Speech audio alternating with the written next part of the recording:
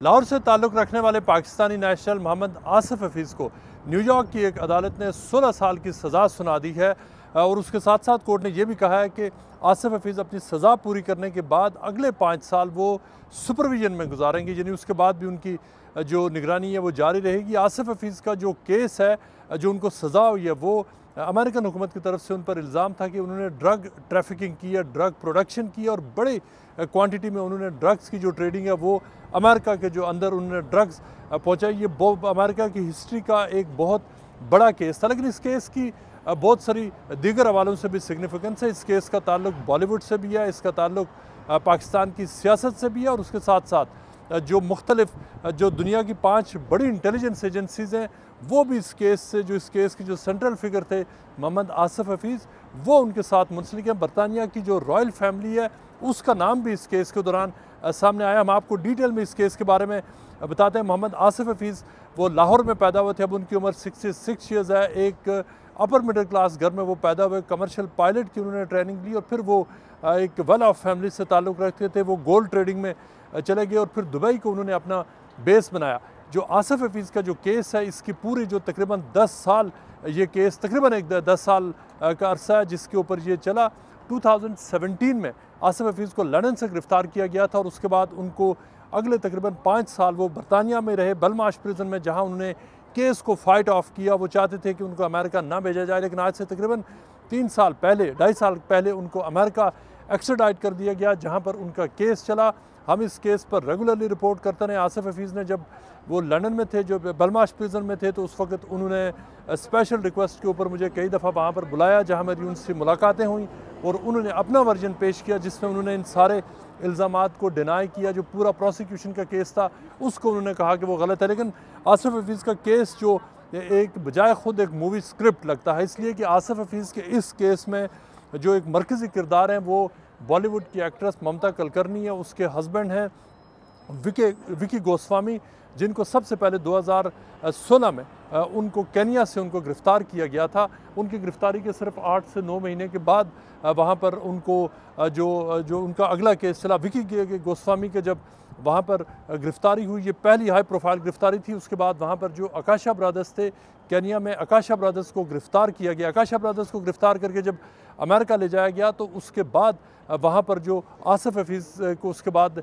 9 महीने के बाद उनको लंदन से गिरफ़्तार किया गया और प्रोसिक्यूशन का, अमेरिकन प्रोसिक्यूशन का केस चाहता कि आसिफ हफीज़ ने कंस्पायर किया है आकाशा ब्रदर्स के साथ मिलकर और विकी ब्रदर्स जो विकी गोस्वामी है उसके साथ मिलकर। उन्होंने न सिर्फ कि मोज़म्बिक, केनिया, पाकिस्तान, अफ़गानिस्तान और दीगर ममालिक से उन्होंने ड्रग ट्रैफिकिंग में हिस्सा लिया, बल्कि उनके ऊपर यह भी इल्ज़ाम था कि उन्होंने इंडिया में भी एक जो ड्रग्स प्रोडक्शन फैक्ट्री है वहाँ पर उन्होंने जो हाई क्वालिटी और हाई क्वांटिटी की जो मुख्तलिफ वो थी वो उन्होंने वहाँ पर उन्होंने लेने की कोशिश की। ये एक बहुत बड़ा इस हवाले से उनके ऊपर जो एलिगेशन था। ये केस जब आगे चला तो उसके बाद आसिफ हफीज़ ने इनिशियली तो इससे इनकार किया, लेकिन विकी गोस्वामी ने अमेरिका पहुँचते सबसे पहले वो आसिफ हफीज़ और जो आकाशा ब्रदर्स थे उनके ख़िलाफ़ वो अप्रूवर बने। उनके अप्रूवर बनने के बाद अब जो एक केस में एक मुकम्मल नई डायरेक्शन आई, जिसमें आसिफ हफीज़ ने जो आज से तकरीबन चंद महीने कबल उन्होंने गिल्टी प्ली कर लिया। उन्होंने अमेरिकन हुकाम को बताया कि वो जो उनके ऊपर तकरीबन 5 से 6 डिफरेंट जो चार्जेस थे, लेकिन उन्होंने 2 चार्जेस थे, 2 काउंट्स थे, उनके ऊपर उन्होंने एक्सेप्ट किया कि उन्होंने ड्रग ट्रैफिकिंग में हिस्सा लिया। लेकिन उनका ये कहना था कि उनके पास चॉइस नहीं थी और उन्होंने इसलिए इन इल्ज़ामात को माना है कि ताकि उनके ऊपर उनको कम से कम सज़ा मिले। और अब अमेरिका ने उनको इनिशियली तो 23 साल का कहा था और फिर अब उनको जाकर 16 साल की सज़ा हुई है। आसिफ हफीज़ का जो केस है उसमें बहुत बड़े बड़े जो इंकशाफात सामने आए।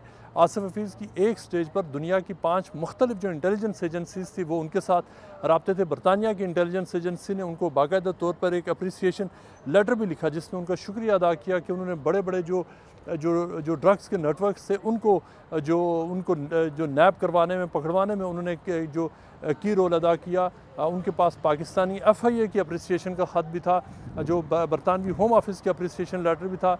जो अमेरिकन भी एक ज़माने में उनके बहुत शुक्र अदा करते थे, लेकिन जो जो बाद में जो हालात सामने आए और जो मुख्तलिफ एविडेंस सामने आया, उसमें अमेरिकन हुकाम ने यह कहा कि आसिफ हफीज़ ने बड़े बड़े जो मुख्तलिफ जो ड्रग शिपमेंट्स थी उनको उन्होंने जो इंटेलिजेंस पास करके उनको वो उन्होंने रुकवाया, उनको पकड़वाया। लेकिन उनका ये कहना है कि बाद में ये पता चला कि आसिफ हफीज़ एक्चुअली इंटेलिजेंस उन लोगों के ऊपर देते थे जो उनके राइवल्स थे, और वो राइवल्स को मार्केट से, कंपटीशन से आउट करने के लिए उनको गिरफ़्तार करवाते थे। और बाद में जो अमेरिकन हुकाम का कहना था कि उनको ये इस्टेब्लिश हुआ कि एक्चुअली आसिफ हफीज़ जो किसी नेक नीयती से नहीं कर रहे, जबकि वो अपने राइवल्स को टेक आउट करने के लिए कर रहे। आसिफ हफीज़ को ऑब्वियसली उन्होंने कहा था कि वो नेकी से मोटिवेटेड थे, वो ड्रग्स के ख़िलाफ़ थे, इसलिए वो जो इंटेलिजेंस प्रोवाइड करते थे। आसिफ हफीज़ एक ज़माने में, बल्कि आज से सिर्फ 10 साल कबल तक, जो बरतानिया की जो रॉयल फैमिली थी उसके साथ वो पोलो भी खेलते थे। बरतानिया की जो मुख्तलिफ जो रॉयल फैमिली की चैरिटीज़ हैं उसको उन्होंने चंदा भी दिया। उन्होंने इमरान खान के जो कैंसर हॉस्पिटल है उसको भी चंदा दिया। उनकी दोस्ती इमरान खान से भी थी।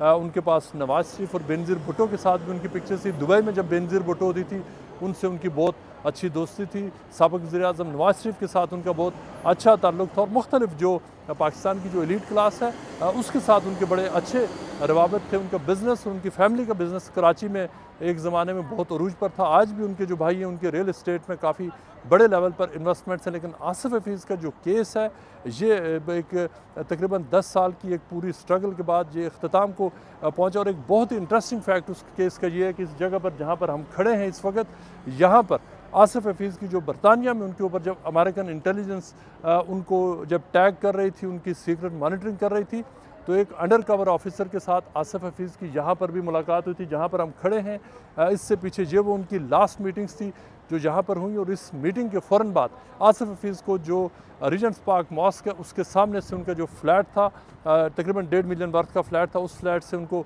गिरफ़्तार किया गया। और उसके बाद से वो आज तक वापस नहीं आ सके हैं। अब आसिफ हफीज़ की जो उम्र है वो 66 ईयर्स है। अगले 16 साल उनको अब न्यूयॉर्क की एक जो फेडरल प्रिजन है उसमें गुजारने हैं। उसके बाद उनको प्रिजन में उनको गुजारने हैं, सुपरवाइज प्रिजन में गुजारने हैं, और उसके बाद जाकर उनकी रिहाई मुमकिन हो सकेगी।